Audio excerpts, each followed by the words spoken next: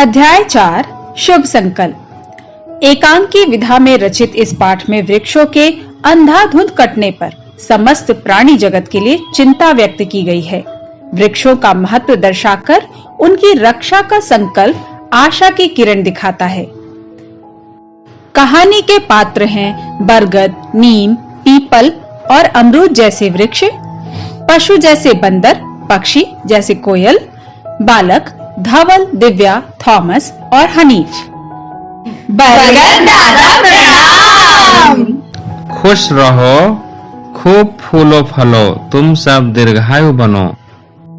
दादा आप हमें दीर्घायु होने का आशीर्वाद दे रहे हैं?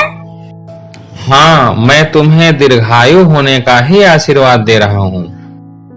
लेकिन हम सबका जीवन तो संकट में आ गया है। संकट? कैसा संकट? दादा क्या आप जानते नहीं कि आज वृक्षों को कितनी तेजी से काटा जा रहा है? हाँ, मैं यह बात जानता हूँ, पर कुछ कर नहीं पा रहा हूँ। दादा यदि यही हाल रहा तो हमारा तो वंश ही समाप्त हो जाएगा। ऐसा नहीं हो पाएगा। मैं सैकड़ों वर्षों से मनुष्यों को देख रहा हूँ। पहले यह स्थिति नहीं थी। इस देश में वृक्षों को देवता मानकर पूजा जाता था।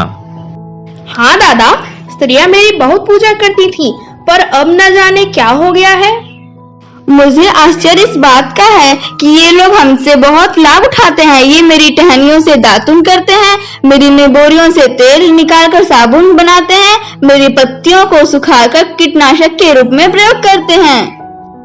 मैं तो उन्हें मीठे मीठे फल प्रदान करता हूँ। मेरा भाई आम भी उन्हें रसीले फल देता है। फिर भी ये लोग हमें काटने में क्यों नहीं झिझकते?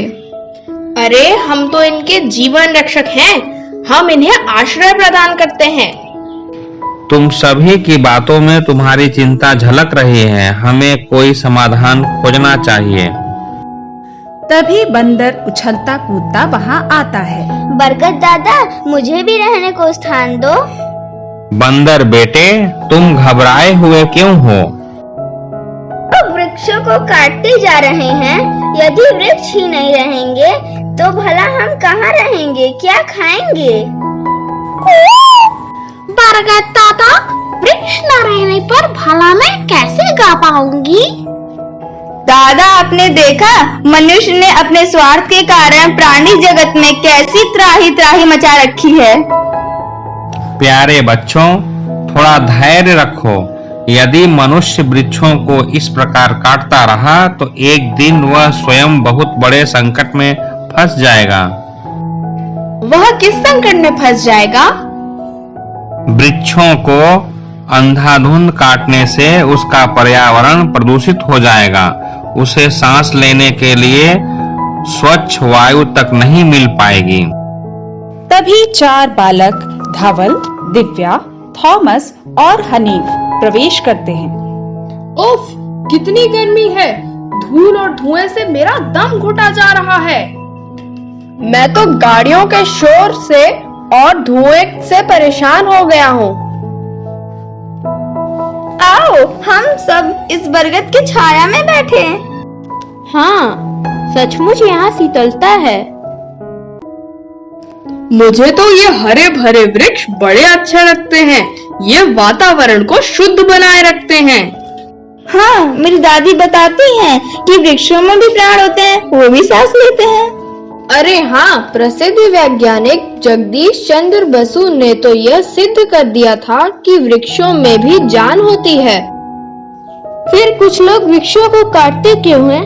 काटते समय वृक्षों को भी दुख होता होगा। बच्चों, मनुष्य अपने तुच्छ स्वार्थ के लिए वृक्षों को काटता है। पर हम उन्हें ऐसा करने से रोकेंगे। तुम भला उन्हें किस प्रकार रोकोगे? हम सब मिलकर उन वृक्षों से चिपक जाएंगे जिन्हें वे काटने जा रहे होंगे। पर्वतीय क्षेत्रों में एक ऐसा ही आंदोलन भी चल रहा है, चिपको आंदोलन। बच्चों, तुम्हारी बातें सुनकर हम वृक्षों को बड़ा संतोष हुआ है। अब मैं आशा कर सकता हूँ कि नई पीढ़ी वृक्षों के काटने को रोक सकेगी। बच्चों, तुम्हारे संकल्प से हमारे अंदर आशा का संचार हुआ है। अब आप अपना काम शुरू कर दो। आप बिल्कुल चिंता न करें, हम अपने संकल्प को जन जन तक पहुंचाएंगे। आप तो बिना अनुमति के वृक्ष काटना कानूनी अपराध है। सभी बच्चे गाते हैं। आओ मिलकर वृक्ष लगाए, वातावरण में हरियाली आए। वृक्ष कटे तो हम कट जाए, धरती को हम स्वर्ग बनाए। अब बारी है अभ्यास प्रश्नों की। पहले मौखिक प्रश्न। प्रश्न 1, सभी वृक्ष बरगद को किस नाम से संबोधित करते हैं? सभी वृक्ष बरगद को दादा के नाम से संबोधित करते हैं। प्रश्न 2, बंदर बरगद से क्या मांगता है? बंदर बरगद से रहने का स्थान मांगता है। प्रश्न 3, धवल का दम क्यों घुटा जा रहा है? धवल का दम धूल और धुएं से घुटा जा रहा है। प्रश्न 4, बच्चों के संकल्प का पेड़ों पर क्या प्रभाव पड़ा? बच्चों की बातें सुनकर वृक्षों को बड़ा संतोष हुआ। अब लिखित अभिव्यक्ति दीर्घ उत्तरीय प्रश्न। प्रश्न 1, वृक्षों की चिंता का प्रमुख कारण क्या था? वृक्षों को तेजी से काटा जाना उनकी चिंता का प्रमुख कारण था।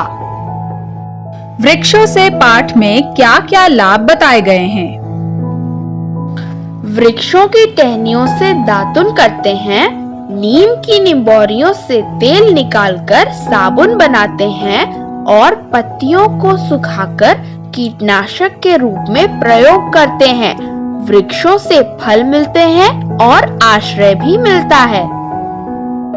प्रश्न 3, बरगद ने वृक्षों को क्या सलाह दी?